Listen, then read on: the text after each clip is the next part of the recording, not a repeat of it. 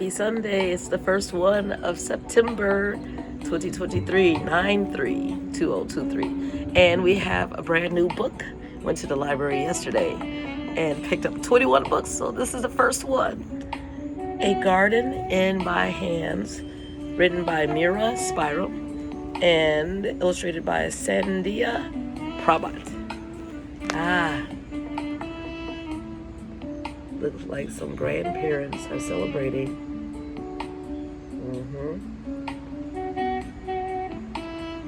Can you see them? Perhaps that's their granddaughter, right? Okay, let's see. As a little girl sits patiently, her mother tenderly applies henna designs, sharing family stories of weddings, monsoons, and ancestors long ago.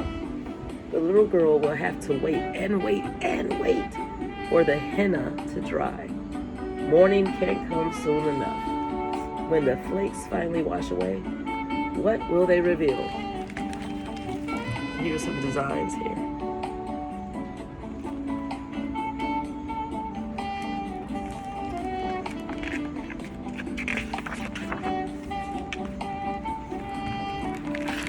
Right.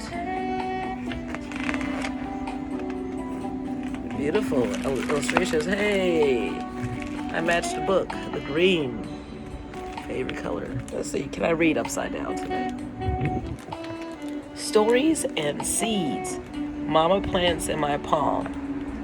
For a wedding tomorrow, we'll go with Dada and Dottie. Celebrating love.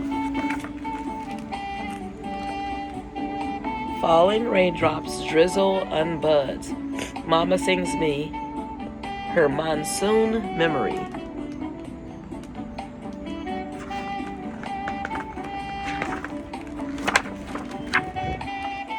She smiles and shares her wedding story of pearls on a string and petals on a vine. Ooh.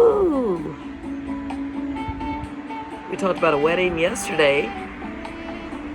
The auntie, and she married someone who was funny, useful, and nice. And it looks like she found the same, and he found the same too. My henna still fresh, like damp earth. I'll keep it warm all night.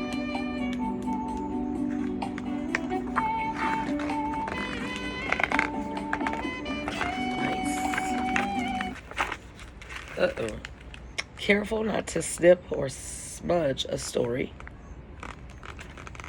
My hands, like a scarecrow. Oh no, I smear a lush spot.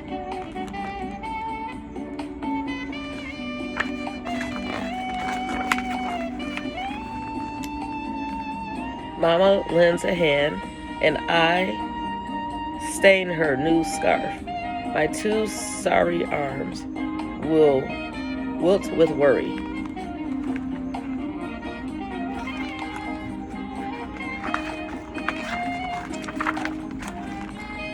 I search for a home for my half-dry hands.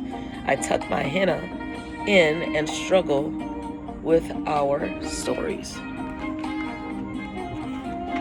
In soft paper layers and old cotton gloves, I hug the wide world and drift into a dream.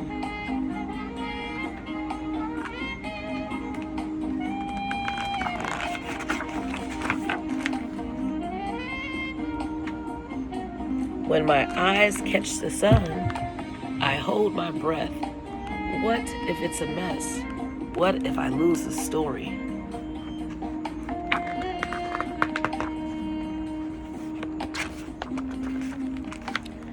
As I rub off dry flakes, a sigh leaves my chest. I wash away my worries.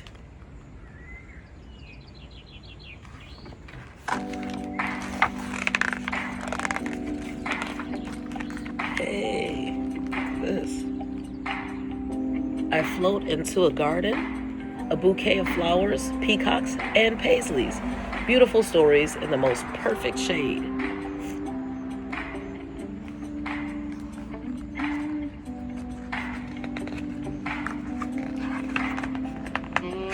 Very beautiful color palette. The pinks, the greens, the orange.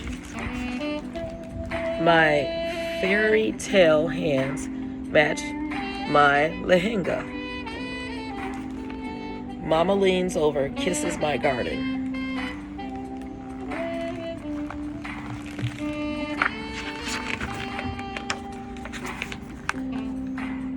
Dada peers into my palm. Dottie traces every swirl, our hands like a garland. We sway to the beat.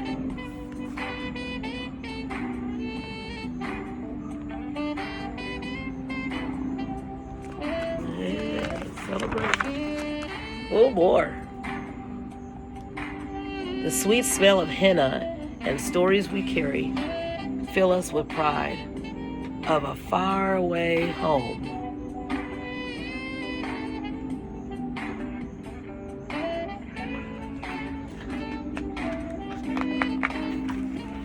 Very beautiful.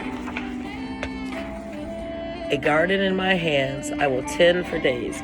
A garden in my heart I will hold forever.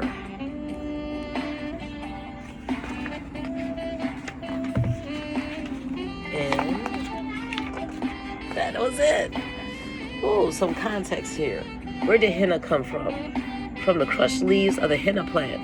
The word henna from Arabic and the word mehendi, referring to the henna paste, is commonly used in India and is derived from Sanskrit. Henna has been around for many centuries and was used by several early civilizations. Ancient Egyptians colored the hair, fingers, and toes of pharaohs before mummification.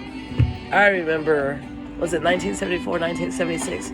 My mom had us in the line to see King Tutankhamun, the King Tut. And we were in a line at the Field Museum to see his remains. And he was just this mummy. And I can just remember, and then that had to be 1976 or 74. Anyway, that was a tradition, mummification.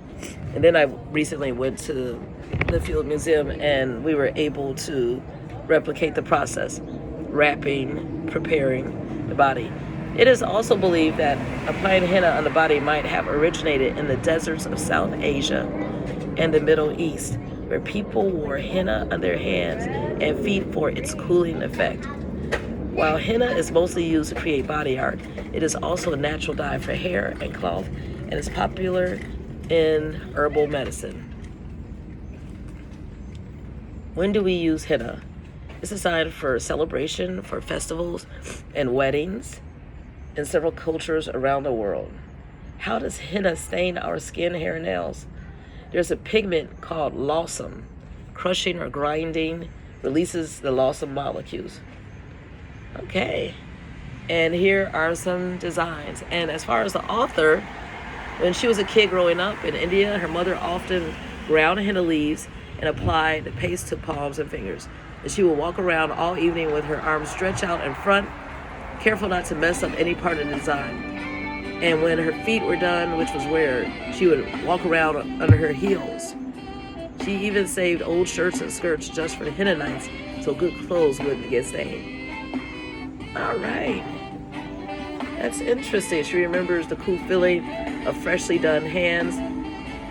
And at night, her mother would feed her dinner and prepare a special bed, usually a straw mat, on the warm open terrace. In the morning, she would quickly rub off dry flakes and rush to the sink, eager to see the shade of red. And she still loves henna, and every time she is taken back to quiet summer nights. Well, I didn't have a quiet summer night last night. It was a block club party, and neighbors just hung out and I was out too, after midnight. Well, anyway,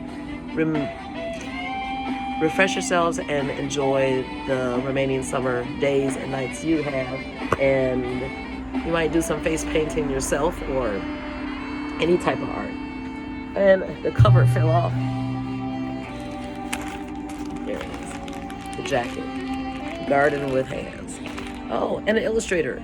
Sandhya Prabhat is an independent animator from India, and she holds a degree in animation and digital arts.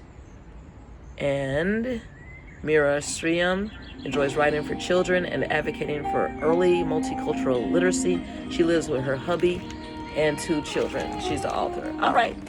Enjoy your Sunday. Get creative and enjoy your garden.